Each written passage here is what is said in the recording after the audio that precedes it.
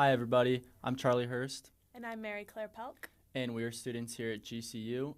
We are part of the Finance and Economics Club here. Yeah, all right. Let's take a look at the markets for today. Yeah, so the Dow Jones took a significant hit today, about 1.6% down, which is 784 points. Yeah. Almost 1,000. That's insane. Wow, that one's the one that took the biggest hit Yeah. for the day. Looks like the NASDAQ is down only 0.26%. Yeah, the NASDAQ was down about, I think it was 1.5% when I was looking earlier today. So it rebounded all the way back up. But the Dow still took the hit and didn't recover as much as the NASDAQ and the S&P did. Yeah, S&P is a little worse than the NASDAQ, but better than the Dow at down 0.56%. So not too bad, but still definitely a hit. Yeah, and one of the big things we talked about yesterday, me and Jaron, we were talking about Bitcoin. Bitcoin was up about 8% yesterday, and it crossed back above $70,000. And today it took a small hit, down 3%. But after yesterday's rally, that's not a big hit for it at all. Yeah, not too bad for the crypto investors. So let's talk about what caused this. The Iran war is definitely a big factor in moving the market for today. What do you think about that? Yeah, me and Jaron touched it briefly. We didn't really talk too much about it, but the main thing we talked about was oil prices. So I saw a headline come up earlier today. It was talking about how oil prices have reached all-time highs since 2024. So that's pretty crazy. Over the past 2 years, now it's finally hitting the all-time highs again, and I think it was up about 20% this week alone, which is insane. Yeah, I also read somewhere that they had their biggest one-day increase since May of 2020. Yeah, that's insane. Yeah. So not looking good for oil prices, which seems to affect quite a few different sectors. One that I was looking at was the airline sector. It looks like American Airlines is down almost 5.5% today due to the price of the oil affecting the transportation. And I'm assuming that a lot of other airlines are also sharing the same drop in price today. Yeah, and a thing to touch on with that too is obviously summer's coming up, and for us personally, it's spring break, and this is like vacation time for everybody. So I'm assuming plane tickets are going to skyrocket in prices, and we might not see as many people going on vacations this summer just because plane tickets are going to be absurd. But yeah, that's one thing to take a look at, not just gas prices, but the other things like obviously airplane tickets. So that's definitely very interesting. Yeah, I'm interested to see how that affects our already rising inflation that we've been seeing. With the raising prices of gases and oil and stuff like that, it's not looking like it's heading into a good of a direction. I was also looking at just all the overall sectors for the day, and it looks like out of the main ones, there are only 3 that are in the positive, one of them being energy. So that's at least something to look at. It wasn't by much. It was only by 0.19% for the day return. But that is at least showing a positive outlook for one of the main sectors. Yeah.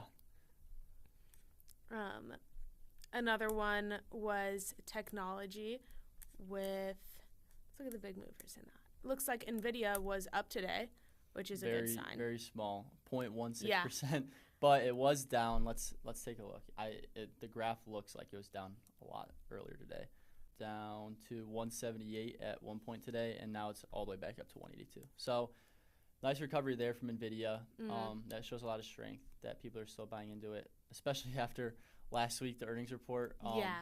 It crossed above $200, and then obviously it had that 5% drop the day after earnings. So interesting stuff. I don't know where NVIDIA is going to go from here, but there's a little bit of confidence for the buyers, obviously, buying up that dip today. And at least it ended in the green, so that's always something positive to consider. Yep. And then the VIX, the volatility index. It was up 12% today. So I saw that as well. Yep. Definitely not a good indication for the markets. Do you want to talk about what that shows, what that indicates?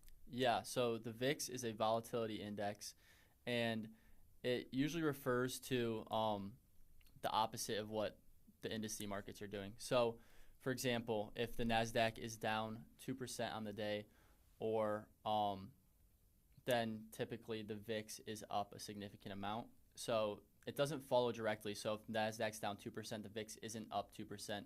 Like today, we had the Dow Jones down 1.6%, and the VIX was up 12%. So it's pretty exaggerated, as well as the NASDAQ. If it was up today, then usually the VIX is down. So it trades opposite of what the indexes do.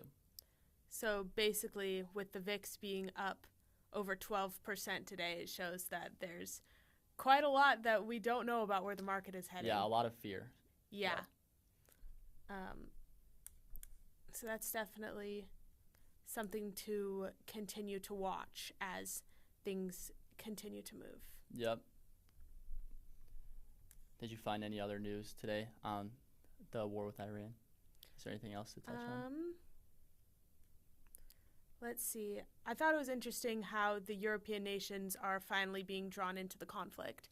I know for a while, especially, countries such as the United Kingdom were very hesitant to get involved and didn't want to do much. However, they have finally been sending military support to protect the interests of the United States, which is definitely a good thing for the evolution of the war.